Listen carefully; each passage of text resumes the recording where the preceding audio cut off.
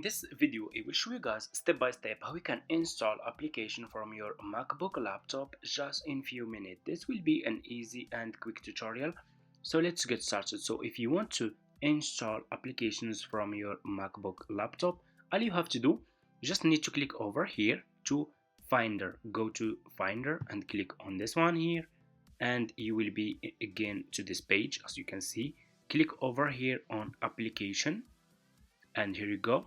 Choose which application you want to install or you want to delete it from your laptop. For example, I want to delete this one here. I will just keep clicking on this application and they will put this application here on trash, okay, like this. And you just need to put your password. I have a password in this MacBook laptop. I will click on OK, and here you go. It's gonna be deleted, okay, or installed from your laptop.